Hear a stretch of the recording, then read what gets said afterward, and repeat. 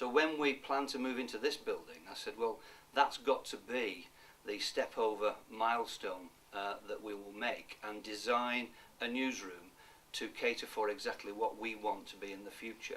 Because we'd already decided that to purely concentrate on print was just not sustainable, and that we would not be able to keep on that print path and try and search out new audiences. That whatever we did, we've got a long history here in Manchester, as you know, and whatever I have done or previous editors have done, we've never been able to stem the inexorable decline that evening newspapers particularly have suffered. So we thought, well, the only way to try and maximise that audience that we're seeking is to look for these new platforms, and that's a story that many other people have told, I know. But what a transforming moment it was when we came to this building, which you can see is modern, airy, and a nice environment. And to get into a newly designed newsroom was fantastic, and it was then on the 3rd floor and was actually bigger and more spacious than the one we're in now. But suddenly, when people were then put together, and when we introduced Channel M as well, it's created a much greater atmosphere and a better buzz about the place, and that journalists from Channel M who'd not always talked to or cooperated fully with M.E.N journalists, and journalists from our weekly papers who for decades had never interacted with the Manchester Evening News, and vice versa, were now also present in our newsroom as well. Meant that stories were talked about in a much more open way. It was a more collegiate type of approach, and suddenly more ideas started to come out, relationships improved, and as we all know, when journalists get together and get talking, good ideas and good projects get thrown up.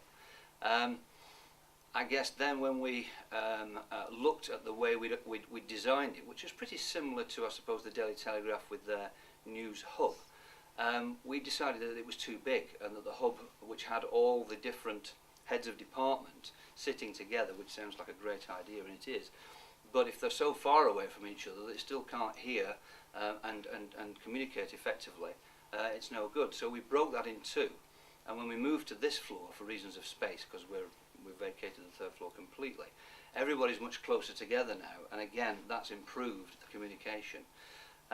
But the added extra has been the inclusion of Channel M's lunchtime news, which is done live every day from 12 noon right in the newsroom.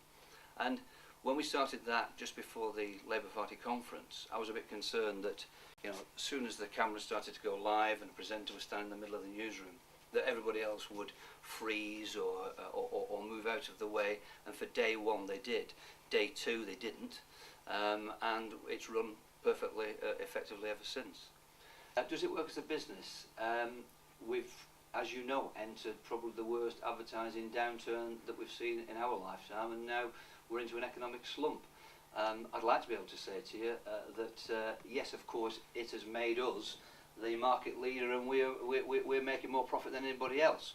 It isn't. But I hate to think where we would have been without it.